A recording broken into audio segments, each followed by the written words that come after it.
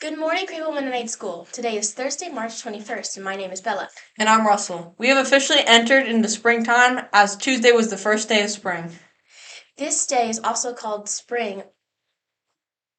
spring or vernal equinox. On this day, we have just about the same amount of daylight as we do darkness. This is also the day each year that Rita's gives out free Italian ice. Hopefully, some of you were able to get out and get your free treat last Tuesday, even though it was a little chilly. Today marks the start of the college tournament that many refer to as March Madness. You may have filled out a bracket to try to predict who would win some of the games. There are going to be a total of 16 games played today. We have March Madness activities of our own going on here at Crable. In our March Book Madness competition, we have down to the final four. This week, it is Henry's Freedom Box versus Nobody Hugs a Cactus, as well as Preaching to the Chickens versus We Don't Eat Our Classmates.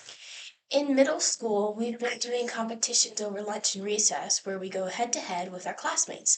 So far, we've crowned Jose the champion of rock, paper, scissors, and Russell won the March Madness of basketball. Autumn is our hula hooping champion, and Thatcher is our cup stacking champion. We have 4 competitions to go, ending before we head off to Easter break next week. For this reason, we won't have announcements next week, as we have an early dismissal on Wednesday and off school on Thursday and Friday.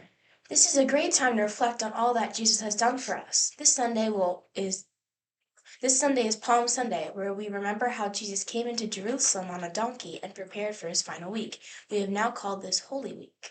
A week from today is Maundy Thursday, where we think back on the Lord's Supper and all that Jesus has said to his disciples. The day after that is Good Friday, which is a remembrance of Jesus dying on the cross. And of course, on Sunday is Easter, where we celebrate the fact that he rose from the dead.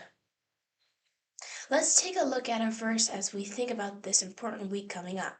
John 11:25-26 said, Jesus said to her, I am the resurrection and the life. He who believes in me will live, even though he dies, and whoever lives and believes in me will never die. Last week we asked you what the record is for the most digits of pi memorized by a single person. The answer might surprise you. A man of Rajir Mina was able to recite 70,000 digits of pi from memory. We were thinking of someone from Mrs. Steffen's class that knew this one, as they were the closest with their guess of 70,030.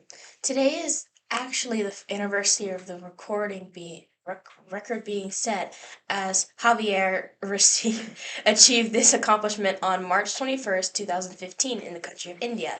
It took him nearly 10 hours to recite all these digits, and he did it all while wearing a blindfold. He was 21 years old and he set the record. Oh, hey, do you know what the triangle said to the circle? What? No, you're pointless. Yeah.